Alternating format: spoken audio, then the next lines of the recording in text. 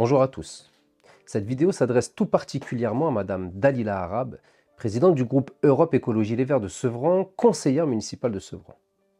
Chère Dalila, au vu des récentes publications que j'ai effectuées à propos d'un tract de campagne officiel signé par M. Jean-François Bayon, tu as jugé opportun de communiquer publiquement à ce sujet, accompagné des élus et militants EELV et du groupe Sevran Écologie avec le message suivant. Communiqué des élus et militants EELV et Sevran Écologie. Depuis quelques jours, notre ami Jean-François Bayon, élu au conseil municipal et vice-président de Terre d'Envol, fait l'objet d'une campagne de dénigrement éhontée, aussi malsaine qu'injustifiée sur les réseaux sociaux. Ceux qui connaissent un tant soit peu Jean-François Bayon, infatigable militant de l'écologie politique et de la justice sociale, ne peuvent qu'être choqués par un tel déchaînement de violence verbale envers un militant aussi engagé et respectueux de toutes les opinions. Nous, élus et militants de EELV et de Sevran Écologie, réaffirmons notre soutien à Jean-François Bayon et lui assurons de toute notre sympathie face à de si basses manœuvres. Fait à Sevran le 19 décembre 2024. Tu as donc fait le choix de qualifier publiquement mes publications de campagne de dénigrement éhontée, aussi malsaines qu'injustifiées, notamment. Jusqu'alors, nos relations ont toujours été très cordiales, respectueuses et, je le pensais, sincères. C'est pourquoi je vais répondre à la femme de conviction que tu es, à la mère de famille que tu es, à la citoyenne engagée que tu es, avec respect et sincérité comme je l'ai toujours fait. Lorsque par le passé tu t'es adressé à moi de façon privée, je t'ai toujours répondu de manière privée, et lorsque je m'adressais à toi de cette manière, tu en faisais de même. Mais avec cette publication, bien que je n'ai rien révélé qui te concerne directement, tu as décidé de parler publiquement de mes actions, donc de ma personne. Je respecte ton choix et utilise ainsi de manière identique une communication publique pour te répondre. Premièrement, Dalila, je tiens à te rappeler qu'avant de publier ces communiqués concernant le tract odieux de M. Bayon, je t'ai appelé personnellement pour te dire que des éléments qui mettaient en cause Jean-François Bayon m'avaient été transmis et que j'étais très en colère contre lui. Je t'ai demandé de lui faire part de mon message et t'ai indiqué que j'allais communiquer sur le sujet et que je te prévenais par respect envers la personne que tu es et par honnêteté envers notre relation. Je t'ai dit que ça ne servait à rien que M. Bayon fasse l'hypocrite avec moi au vu de ses réelles pensées me concernant, notamment le fait qu'il me considère comme un danger pour la République. Comme je te l'ai rappelé, ces propos correspondent trait pour trait aux éléments invoqués par certaines autorités d'État pour venir braquer ma femme et mes enfants. Ce que je ne peux donc absolument pas tolérer. Tu m'as alors répondu que je devais faire ce que je jugeais être bon de faire, que M. Bayon assumerait.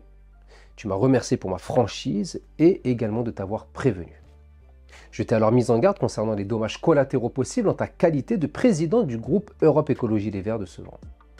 Suite à cela, tu as alerté M. Bayon qui a immédiatement pensé à ce tract édité en 2020 sans que j'aie au préalable cité ce document. Je t'ai alors confirmé que ce document faisait partie des éléments qui m'avaient été envoyés et pour lesquels j'étais mécontent. Tu m'as dit que M. Bayon était prêt à discuter si je l'appelais. Je t'ai répondu qu'au vu de la situation et de la calomnie proférée par sa personne envers ma personne, c'est lui qui aurait dû m'appeler directement s'il avait été sincère dans sa démarche. J'aurais à ce moment été disposé à échanger, mais c'est bien lui qui a produit ce tract. C'est également lui qui n'a pas pris la défense de ma famille au sein du conseil municipal, malgré être en possession des éléments du dossier. Avec tout cela, c'est en plus moi qui aurais dû l'appeler pour savoir ce qu'il avait à me dire. S'il avait été honnête et non méprisant, il t'aurait demandé mon numéro pour m'appeler directement. Mais il ne s'attendait pas à la suite que nous y avons donnée. Il a certainement minimisé la situation et mon mécontentement vis-à-vis de lui. Depuis ce jour, M. Bayon n'aurait de cesse de prétendre auprès de toi et des personnes de son entourage que ce tract, il n'en était pas à l'initiative, qu'il aurait été rédigé à son insu et qu'une fois en avoir pris connaissance, il se serait fermement opposé à ce qu'il soit diffusé, puis il aurait personnellement détruit malgré son financement par les frais de campagne officiels. Pourquoi M. Bayon ne m'a-t-il pas appelé pour me le dire? Pourquoi n'avoir pas communiqué publiquement sur cette version des faits? Puis, lorsque j'ai publié mon premier communiqué, tu m'as envoyé un SMS incendiaire que je garderai dans la confidentialité, bien que tu m'aies écrit que je pouvais le publier pour te faire passer pour une mauvaise personne, mais je ne le ferai pas. Le seul élément que je ressortirais de ce message, c'est que tu pensais, à tort, que je n'étais pas en possession de ce tract, et que j'avais communiqué sur un élément dont je n'avais aucune connaissance. Je t'ai donc envoyé la première page du dit tract, accompagnée de ma réponse pour te prouver que j'étais bien dans sa possession, comme je te l'avais pourtant dit lors de nos précédents échanges verbaux. Depuis ma réponse, tu as fait le choix de ne plus me répondre et as préféré la communication publique, dont acte. Sache, cher Dalila, que si M. Bayon apporte la preuve factuelle qu'il n'était pas au courant de ce tract avant son impression et qu'il aurait été dupé à son insu comme il le prétend, je serais prêt à reconsidérer mon engagement politique. Je serais même prêt à faire des communications spécifiques pour rétablir la vérité, présenter mes excuses officielles et mettre en lumière le machiavélisme dont il aurait été victime de la part de certaines personnes de son entourage. Mais tant que ces preuves ne sont pas présentes, j'ai quand même du mal à concevoir qu'une équipe de campagne utilise le nom, l'image, la qualité d'un colistier pour rédiger, produire, financer, imprimer et presque distribuer un communiqué sans que la personne concernée soit au courant. Tu essaies donc de me faire passer pour une personne malsaine, violente dans ses propos, auteur d'une campagne de dénigrement injustifiée et éhontée. Mais ne serait-ce pas ce tract qui est indigne, malsain et injustifié? Pourquoi ne pas le dire?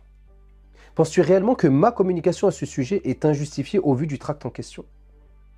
Avec ta communication publique, on dirait presque que toi et tes collègues souhaitez faire croire à l'opinion publique que c'est moi qui ai tenu des propos ignoblement calomnieux au sujet de M. Bayon.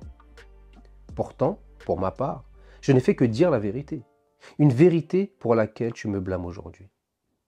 Je m'étonnerais toujours de voir comment certaines personnes s'offusquent de publications qui mettent en lumière un certain machiavélisme au lieu de s'indigner du machiavélisme lui-même. C'est comme si on se dressait contre une personne qui dénonce un violeur au lieu de s'indigner et lutter contre le violeur en personne. Ai-je menti sur la réalité des faits? Ce tract n'a-t-il jamais existé? Je pense que si tel avait été le cas, vous auriez immédiatement mis en avant cette information. Mais personne ne le fait. Et tout le monde prend une nouvelle fois la défense de celui qui a calomnié, au lieu de prendre la défense de celui qui a mis en lumière cette calomnie. Monsieur Boite a également eu la même attitude que toi avec la publication suivante. Depuis quelques jours, notre collègue Jean-François Bayon est victime d'un mauvais procès de la part de Monsieur Jousse. Jean-François a siégé au Conseil régional d'Île-de-France, au Conseil général de la Seine-Saint-Denis. Il est élu au Conseil municipal de Sevran depuis 1983. À plusieurs reprises, Jean-François a été adjoint au maire. Il est actuellement vice-président de l'EPT Terre d'Envol. Une vilainie de M. Jousse. M. Jousse, en recherche désespérée de notoriété, incrimine Jean-François Bayon pour un texte datant, semble-t-il, de 2020 qui n'a jamais été publié. Rappelons le droit. En matière de publication, ne peuvent être incriminés que des écrits, des images ou des propos qui ont été exposés publiquement. M. Jousse le dit lui-même, les propos qu'il cite n'ont jamais été rendus publics. Les faits n'ont pas eu lieu, il n'y a donc même pas matière à commenter. À moins que, contre toute la tradition du droit, M. Jousse ne veuille promouvoir une police de la pensée, pouvoir juger un homme sur ses intentions réelles ou supposées, c'est-à-dire instaurer les armes courantes d'une dictature. Soutien et solidarité. J'adresse tout mon soutien à Jean-François Bayon, un soutien fraternel, qui ne s'embarrasse pas des désaccords que nous avons eus par le passé et qui pourraient encore survenir. Un soutien sincère pour un élu et un militant dont les multiples contributions au combat pour l'écologie et l'insertion professionnelle sont largement connues et reconnues. Avec M. Boite, nous avons des divergences politiques également. Et je ne l'ai pas vu apporter son soutien à ma femme et mes enfants lorsque ces derniers ont été braqués à tort. Pourquoi cette indignation à géométrie variable? Ces individus apportent leur soutien à une personne qui a produit un tract ignoble et dont la calomnie a été mise en lumière, mais n'apportent aucun soutien public à une famille terrorisée par un abus d'autorité commis par des acteurs institutionnels. Je pense qu'il est donc temps de faire ton bilan, chère Dalila, car tu n'en es pas à ton coup d'essai.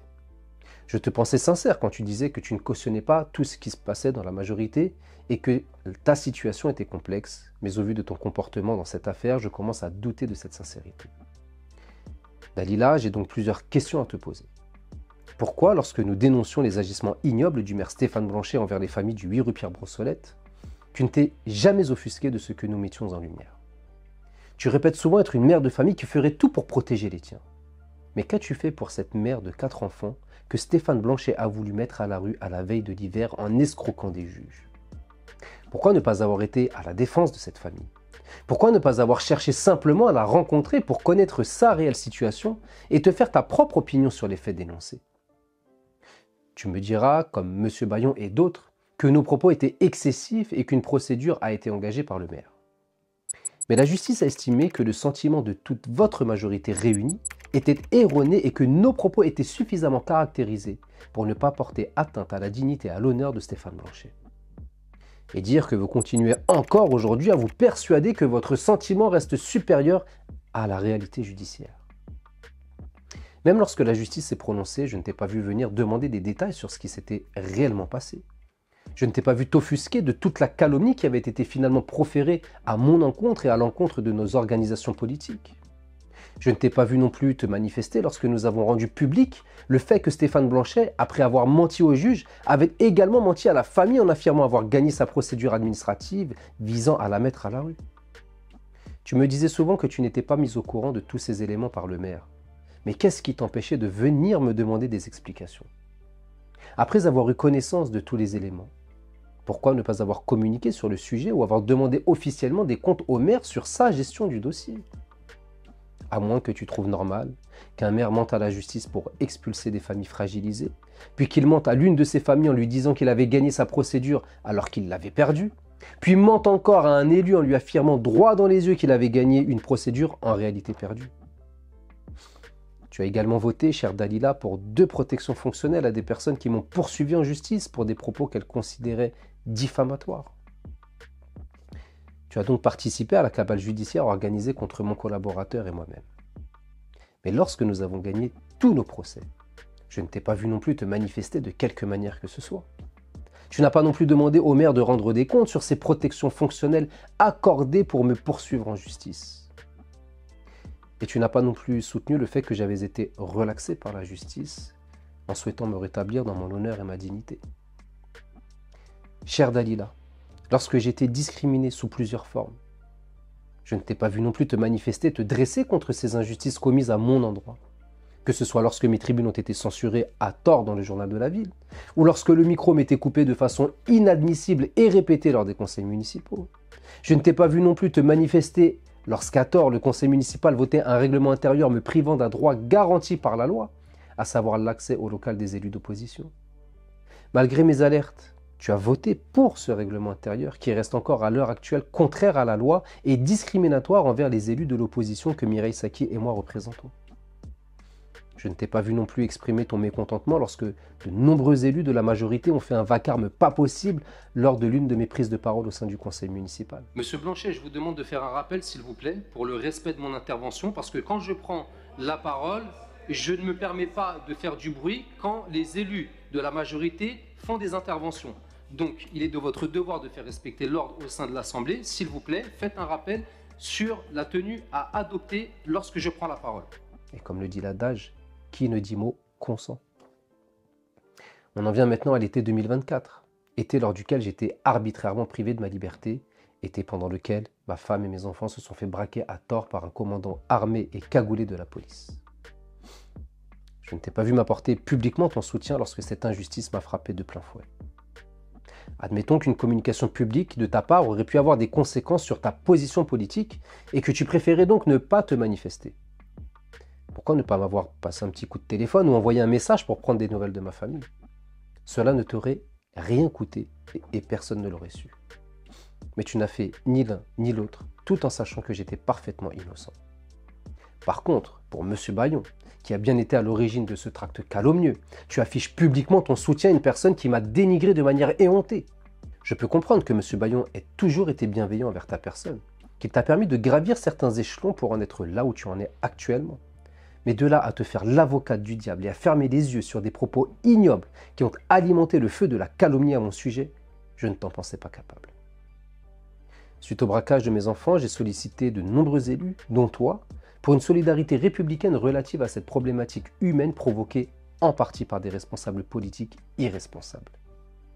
Tu as œuvré pour que se tienne une réunion à laquelle ont participé M. Bayon, M. Chantrel, Mme Brehim, toi-même, mon collaborateur et moi.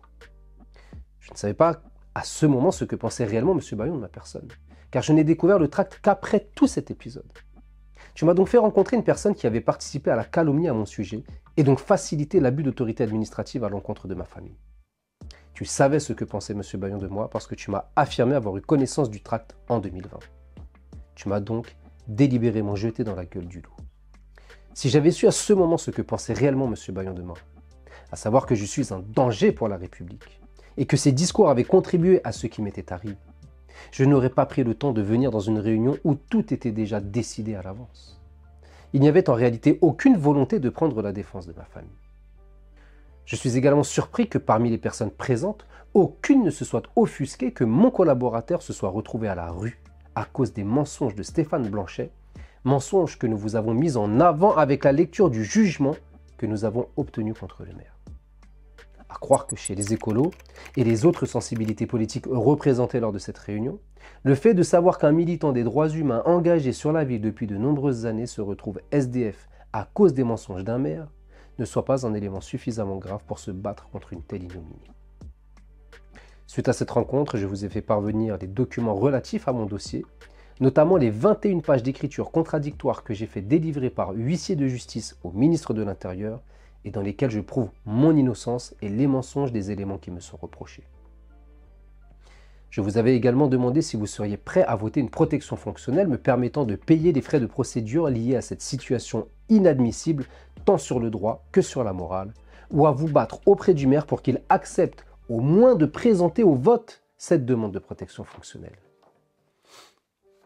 J'ai eu mes réponses lors du conseil municipal qui a suivi et lors duquel ma situation a été abordée. J'invite tous ceux qui n'ont pas vu les échanges à ce sujet à regarder la vidéo sur nos chaînes intitulée « Micas, l'indifférence du maire Stéphane Blanchet et de sa majorité municipale ». Le titre est évocateur.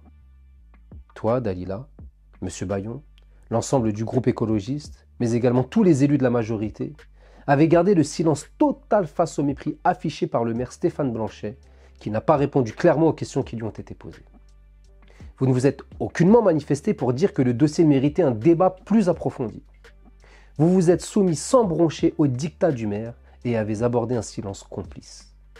Vous n'avez à aucun moment, ni au début du conseil, ni à la fin du conseil, ces deux moments où la situation était abordée, pris la parole ou ne serait-ce demandé de prendre la parole. Vos micros sont restés inactifs, aucune lumière rouge ne s'est affichée pour dire que vous aviez demandé à vous exprimer. J'ai apporté les éléments de réponse à la question qui m'a été posée, qui a été exposée par M. Geffroy et par son groupe. Je n'ai pas d'autres commentaires à faire et je veux juste dire qu'il est hors de question de faire pression ou de forcer qui que ce soit ici. Aucun commentaire, aucun jugement. Voilà. Il est minuit 11, la séance est levée.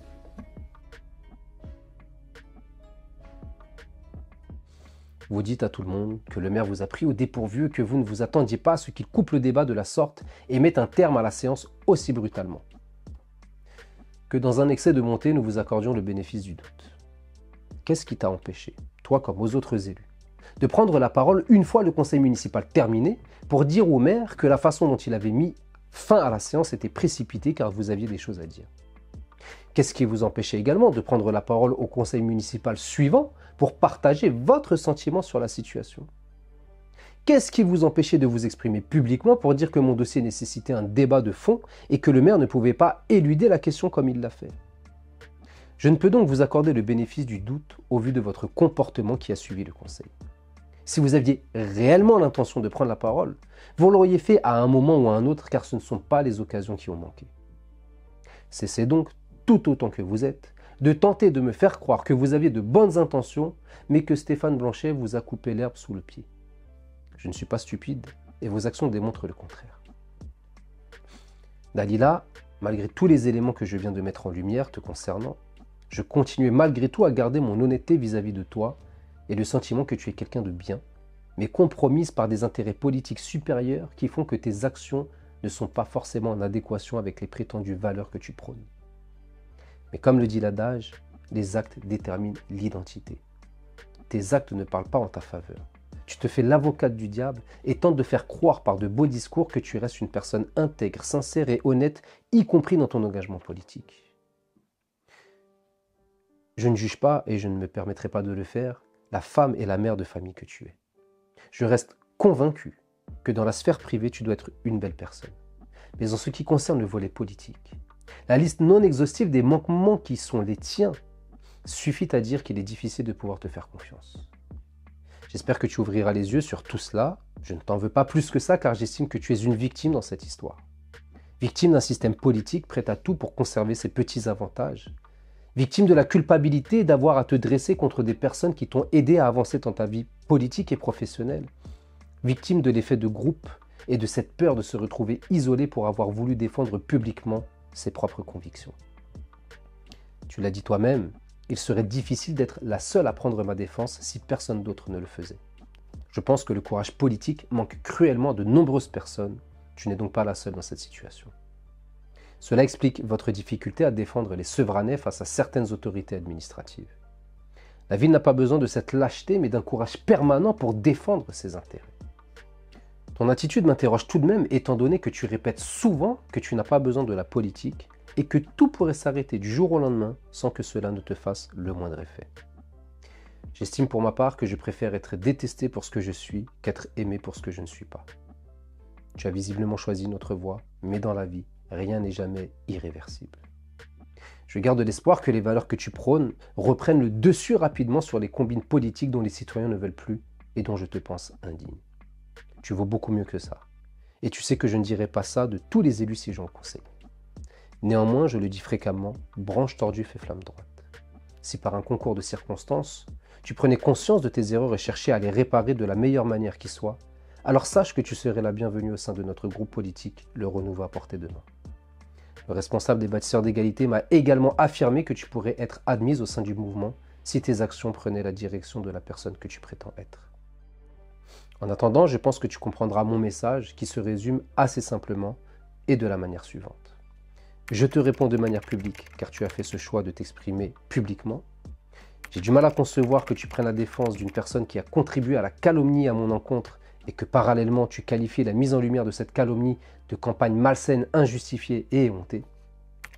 J'ai du mal à concevoir que tu puisses t'exprimer pour une personne produisant un tract aussi abominable et que dans le même temps tu aies été incapable de prendre la défense de ma famille pourtant innocente, braquée à tort en partie à cause de ces calomnies.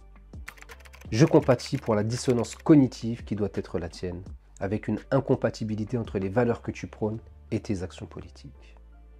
J'espère et te souhaite un prompt retour aux valeurs que tu prétends avoir dans ta vie de tous les jours afin qu'elles s'appliquent dans ta vie politique. Les Sevranais n'ont pas besoin d'une dissociation de personnalité entre la personne privée et la personne publique que tu représentes. Sache également que si un jour il t'arrivait d'être victime d'une injustice aussi intolérable que toutes celles que j'ai vécues et pour lesquelles tu es restée muette et silencieuse, je n'hésiterai pas à prendre position contre l'injustice et à t'apporter toute ma solidarité républicaine. Je suis attristé que tu aies pris parti et position de la sorte, mais quand on n'a pas ce qu'on aime, on aime ce qu'on a. Au plaisir de te voir changer. À bientôt.